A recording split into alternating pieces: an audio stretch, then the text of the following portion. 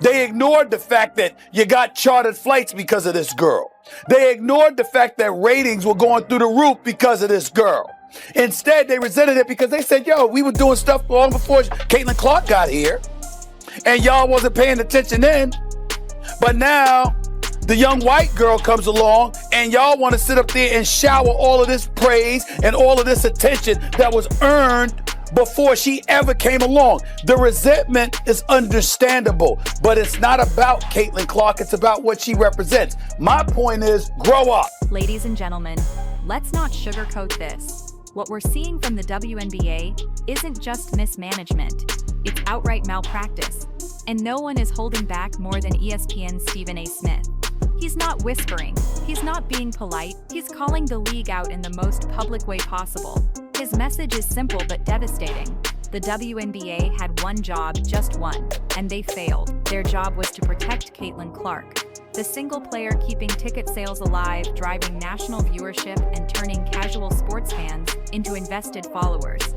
Instead of safeguarding her as the league's crown jewel, they let her get hacked, shoved, and body-checked night after night. Every time the refs swallowed their whistles, every time the commissioner turned away, the risk of disaster grew, and now the inevitable has happened. Clark is sidelined, and the WNBA's so-called progress is collapsing. Stephen A. calls this out as not just bad luck, but preventable negligence. He's right, when your league's entire economic survival depends on one player, you don't just let her play unprotected. You shield her like the billion-dollar asset she is. The fact that they didn't has exposed the WNBA's leadership as careless, short-sighted, and dangerously incompetent. Numbers don't lie, and when it comes to Caitlin Clark, the numbers scream louder than any critic ever could. Let's lay it out clearly. Clark isn't just a promising rookie, she's the financial heartbeat of the WNBA. When she steps on the court, attendance skyrocket. Indiana Fever home games drew over 17,000 fans per night, a staggering 319% increase from the previous year. On the road, teams were literally moving their games to larger arenas just to fit in the demand created by her presence. Television ratings tell the same story. Clark-led games averaged over 1.1 million viewers, compared to a meager 94,000 without her. That's not a dip, that's a nosedive. Even merchandise sales doubled, with Clark's jersey breaking records across the country. This isn't about hype, it's about undeniable impact. Yet despite this mountain of evidence, the league treated her like an ordinary player, instead of the once-in-a-generation phenomenon she is. Imagine an NBA without LeBron James or Steph Curry, and then picture the league brushing it off as no big deal.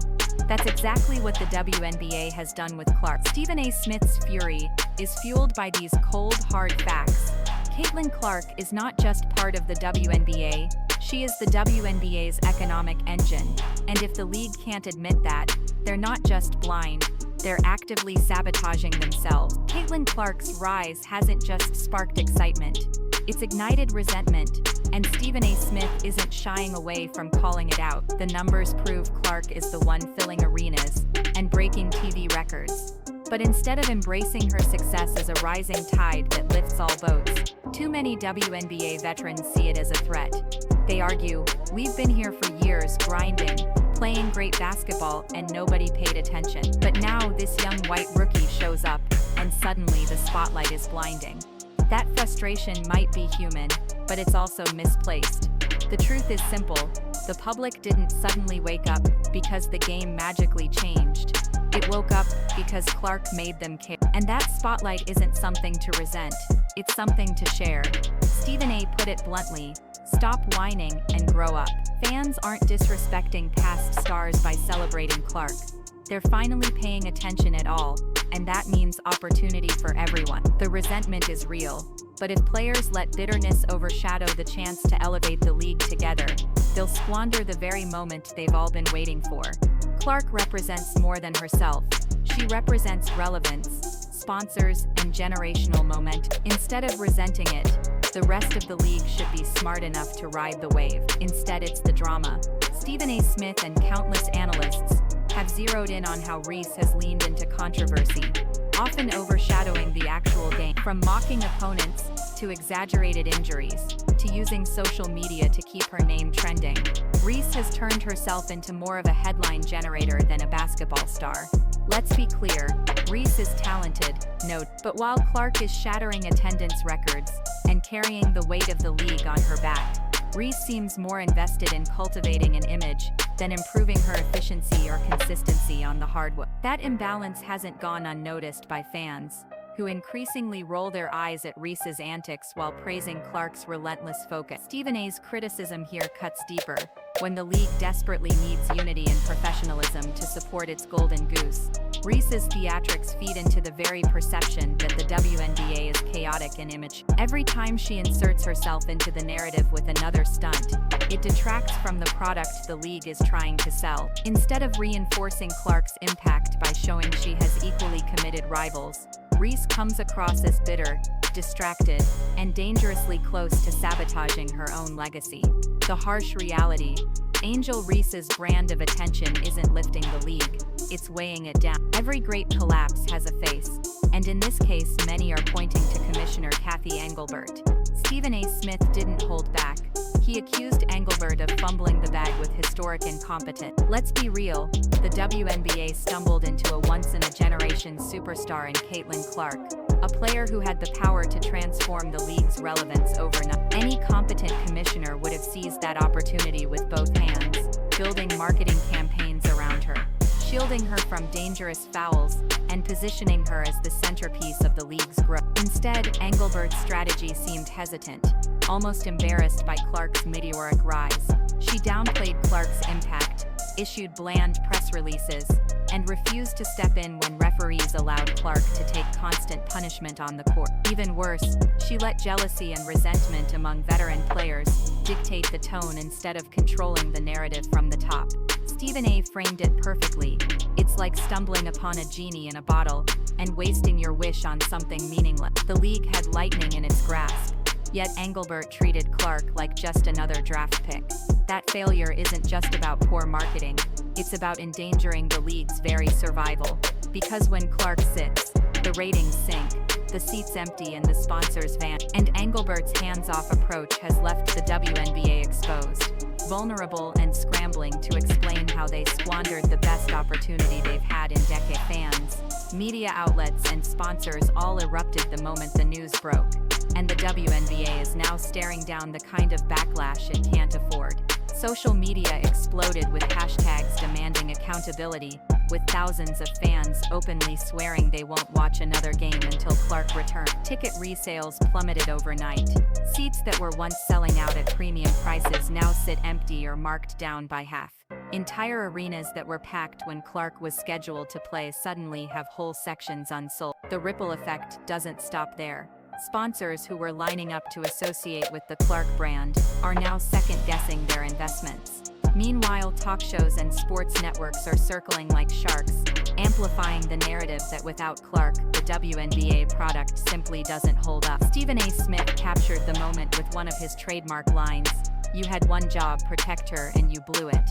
And the proof is right there in the public reaction. Instead of celebrating record growth, the WNBA is dealing with boycotts, skepticism, and anger from the very fan base Clark created. The message is clear. People weren't tuning in for the league. They were tuning in for Caitlin Clark. Without her, the WNBA isn't a hot ticket. It's background noise. And that truth is cutting deeper than any injury ever could. This isn't just about her shooting range or her ability to command double teams. It's about the way she has fundamentally altered the trajectory of women's basketball. In just months as a pro, Clark has accomplished what the WNBA has been striving toward for nearly 3 decades: relevant. We're talking record-breaking TV ratings that rival men's sports broadcasts, sellout crowds in cities that never cared about the WNBA before, and merchandise sales that dwarf every other player combined. But here's where the story becomes extraordinary. Clark's impact is not confined to basketball. She's become a cultural figure, a household name. People who don't know a single other WNBA player can recognize Clark instantly. She has kids begging their parents for her jersey. She has networks altering broadcast schedules around her games. And she has sponsors pouring money into the league for the first time at this scale. Stephen A. Smith emphasized the obvious: without Clark, the WNBA looks like a struggling business clinging to life. With her, it looks like a league on the cusp of a global breakthrough. That kind of influence is unprecedented, and it's why mishandling her rise isn't just a mistake, it's malpractice. Caitlin Clark isn't just another rookie, she's the cornerstone of the league's future, and the proof is everywhere you look, in the numbers, in the fans, in the spotlight she refuses to shrink under. One of the ugliest realities Stephen A. Smith pointed out is the quiet but unmistakable jealousy simmering inside the W. Instead of rallying behind Caitlin Clark as the face of the league, too many players view her as competition for attention, endorsements, and legacy. You can see it in the body language on the court, in the way opponents foul her harder than necessary, in the cold shoulder she sometimes gets during post-game handshake. Off the court, it's even more obvious: cryptic tweets, side comments in interviews, and dismissive remarks like she hasn't earned it yet. But here's the uncomfortable truth. Clark has earned it, and then she's the one packing arenas, driving TV ratings, and putting more eyes on the WNBA than ever before. Instead of appreciating how her success creates opportunities for everyone, jealousy has twisted the narrative into an us versus her mentality. That mindset is toxic, not just for Clark but for the entire league. Stephen A. framed it bluntly: this isn't the time for petty rivalries, it's the time for business. Every unnecessary hit Clark takes, every bitter comment tossed her way, feeds the perception that the WNBA can't handle its own success, and that perception could scare away the casual fans and sponsors Clark has brought in. If veterans and rivals can't rise above jealousy and see the bigger picture, they'll sabotage the golden era before it even begins. The stakes aren't personal pride, they're the survival of the league itself. Follow the money. That's where you see the real damage. Caitlin Clark wasn't just a star on the court, she was the league's economic engine.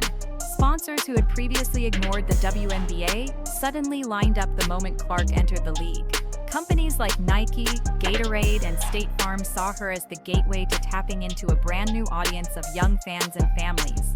Her games weren't just televised, they were marketed like events, with advertisers willing to pay premium prices to get airtime during her minute. But the second Clark went down injured, the air got sucked out of the room. Sponsors don't buy into a league, they buy into the face of a league. Without Clark, the WNBA instantly feels like a risky investment again. Networks that were thrilled to promote Clark-heavy matchups are now quietly shifting their priorities, leaving the WNBA scrambling to keep their slots relevant. Even merchandise sales, a booming stream thanks to Clark jerseys, took a dip as fans questioned whether she'd be back soon. Stephen A. Smith hammered the point home. The WNBA put all its business momentum on Clark's shoulders, but failed to protect the very asset they were selling. It's like having $1 billion stock and leaving it exposed without insurance. Now every missed game is money lost, every sponsor hesitation is opportunity wasted, and every delay in Clark's return threatens the fragile business credibility the league had just begun to build. This isn't just about one player, one injury, or one season. It's about the very survival of the WNBA. Stephen A. Smith made it crystal clear: if the league mishandles Caitlin Clark, it risks losing not only its brightest star, but also the once-in-a-lifetime chance to cement women's basketball in the mainstream sports conversation. The WNBA has been fighting for decades to prove it belongs on the national stage. And for the first time, thanks to Clark, it had undeniable proof. The numbers, the crowds, the sponsorships, they were all there, but momentum is fragile. Fans who tuned in for Clark may not stick around if the league allows petty rivalries, cheap fouls, and poor management to dominate the narrative. Sponsors who wrote big checks could easily pull back, deciding that women's basketball is still too volatile to bet on, and networks, who finally gave the league primetime slots, might move on if the product loses its shine. This isn't just a crossroads, it's a cliff. Either the WNBA grows up, protects its stars, and builds on Clark's foundation, or it collapses back into irrelevance. Stephen A. warned it plainly: history won't remember the excuses, only the results.